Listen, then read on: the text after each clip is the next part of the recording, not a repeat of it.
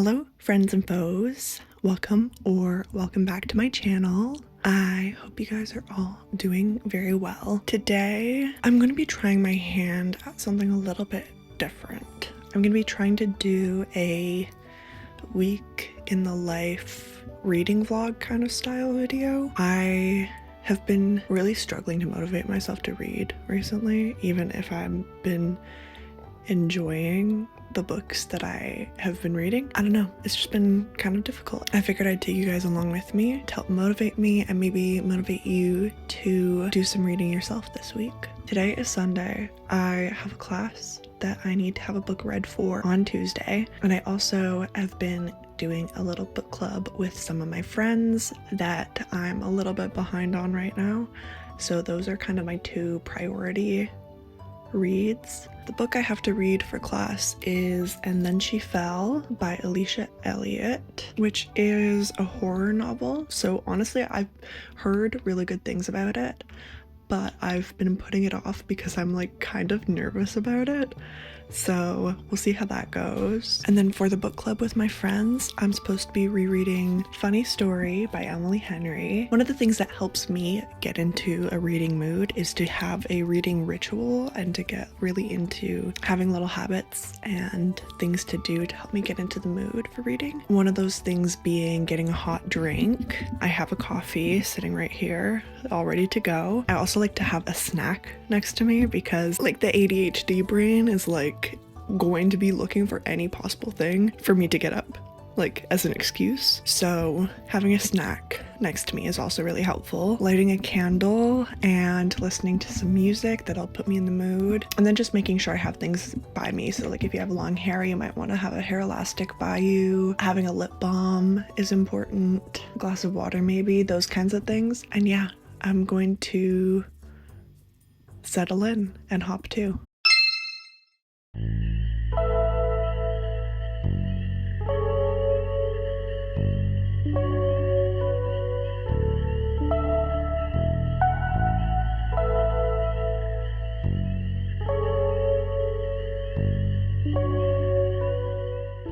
So I am in my trusty reading chair right now, and I'm about to lock in for a reading session. I need to be wearing the comfiest clothes.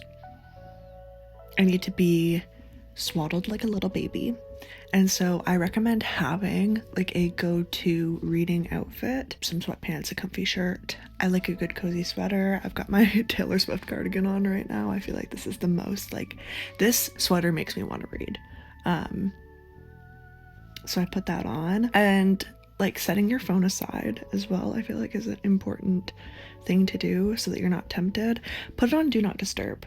I like to put my phone on Do Not Disturb and set it aside, and then just like make sure that I'm taking adequate breaks if I need to, but I find most of the time if I'm like really into it, I don't need to stop and check that much.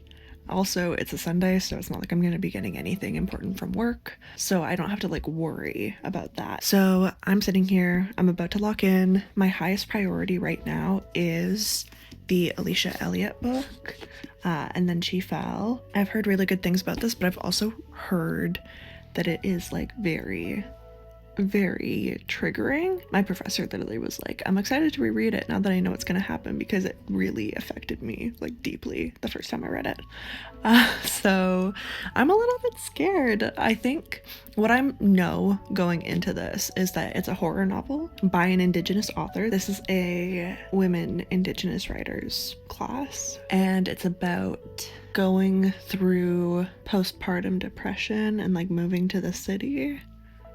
And like I think it's more of a psychological horror, and like maybe going to touch on some like intergenerational trauma. But other than that, I really don't know what happens. So yeah, I'm hoping to get at least a half hour done right now. I made it to page 3 already, so good for me. My goal is lock in for half an hour and read 50 pages. We'll see.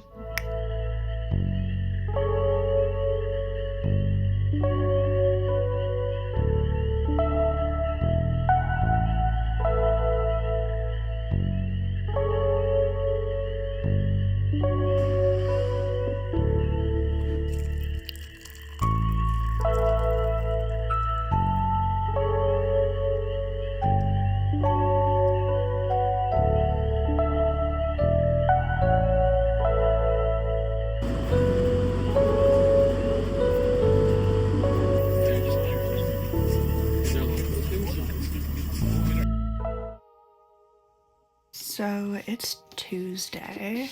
I had my class today where I had the first discussion about And Then She Fell. I didn't finish it because we had a discussion about it today and then we have a discussion about it next week. I made it about 130 pages in and it's like 330 pages. Yeah, just about.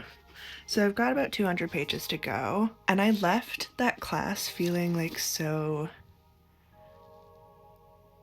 like engaged in the book and like really interested in hearing what other people had to say about it. We had a lot to talk about when it came to like the horror elements and the role of the reader and the agency of the reader versus the agency of the narrator in terms of like deciding what's real and what's really happening and what isn't.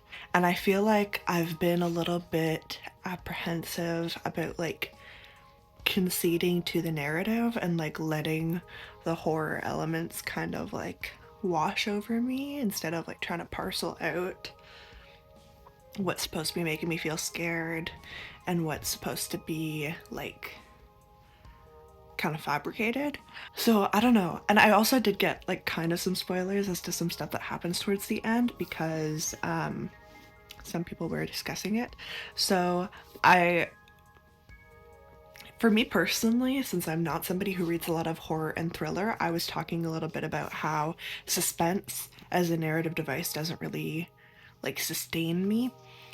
So I think I was having a hard time like getting into it because a lot of it is suspense for the first like portion, suspense mixed with like body horror. It's a lot more, I don't know, there's layers to this, there's layers and layers, because I knew that there was going to be a level of like engaging with psychosis and what that meant in terms of horror elements, but there's a lot of emphasis on postpartum depression and also just like post-pregnancy like lifestyle and bodily changes that is just like very visceral and like horrifying, but it's even more horrifying because it's all true. So I don't know, I'm very excited to pick it up. I don't know if I'm gonna finish it tonight just because it is 200 pages, so I'll probably need like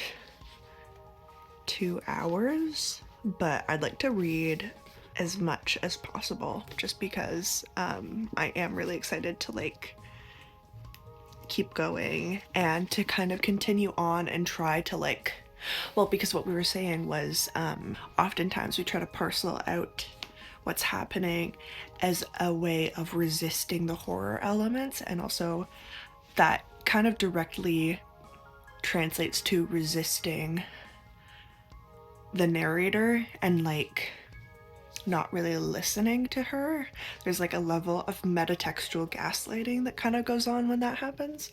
I want to be like keeping that in mind and trying to read while like kind of conceding to the narrator and giving that agency to the narrator instead of trying to like force myself into the narrative. I feel like doing the bulk of the reading for that right now while it's fresh on my mind is a good idea. So I've made my tea, I've put on the sweater, the chair is ready to go right here, and we'll see how far I get through.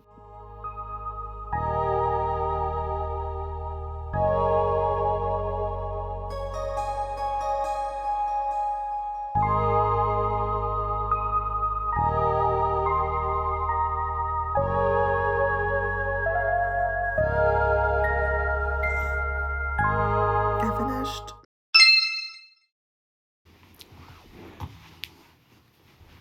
So it is Sunday. It's been a few days. Really, I haven't done much in the past little while. I just took an easy time for myself. We had a really big snowstorm, so I was not really feeling like doing anything. And then it was Valentine's Day. And I just wanted to, you know, soak it all up. But I'm here and we're gonna talk just a little bit about And Then She Fell. This was by far one of the best books I've ever had to read for a class. What's that TikTok audio that's like, it was perfect down to the last minute details? Like the way that everything was kind of approached and the horror kind of like built over the course of the novel. How, like, I don't even feel like I can properly talk about what worked really well for this because horror is not really my area of expertise.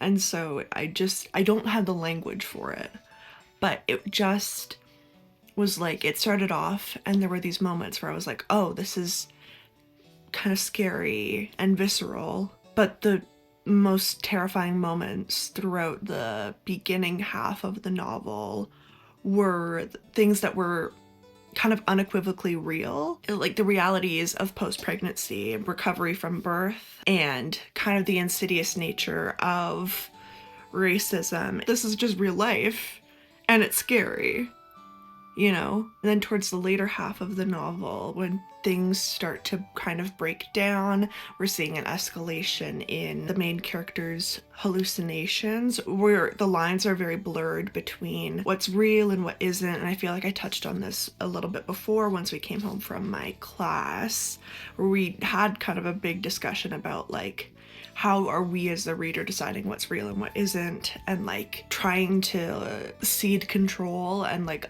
allow ourselves to read the story as if everything is quote unquote true, what kind of power and agency that gives the author.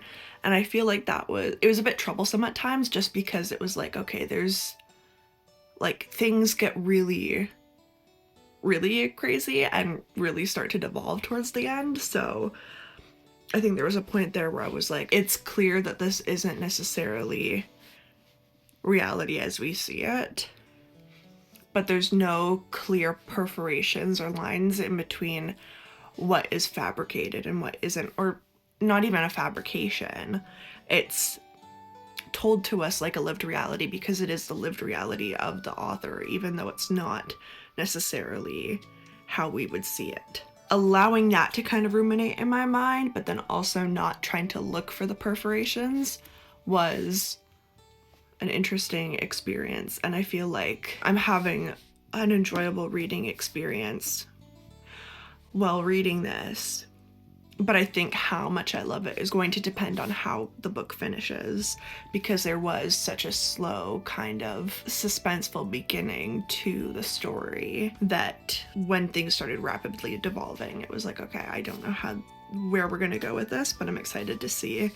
And I think that it was just so, like, it was really well done. I was like sobbing by the time I finished. Definitely would recommend. It's definitely touching on more triggering topics, so if you're going to be sensitive to that, I'd definitely look at the reviews and see if it's right for you. But if you're able to read it, I would definitely recommend it. Yeah. Loved.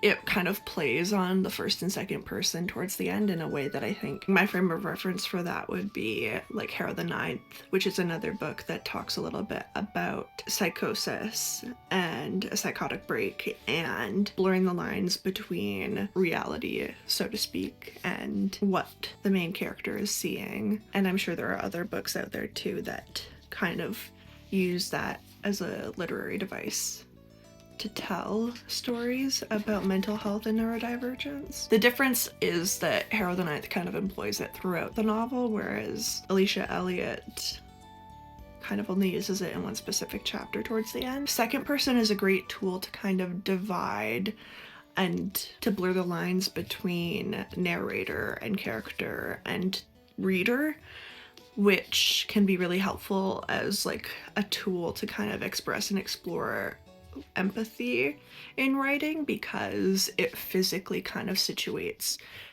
the character, the narrator, and the reader in the same literary position. But I think when telling stories about marginalized communities and Indigenous people, having a little bit of a perforation is actually, I keep saying perforation. you're gonna deal with that. Having that order between reader and character and narrator,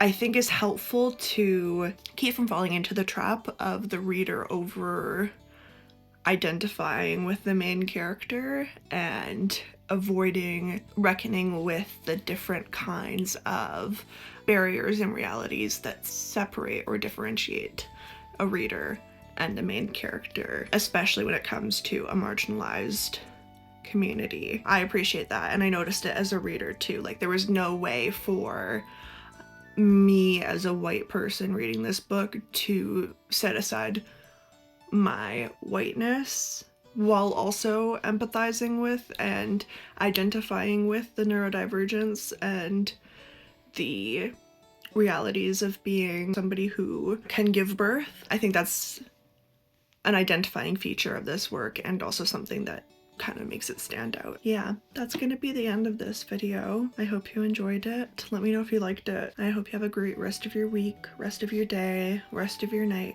and I'll see you in my next video.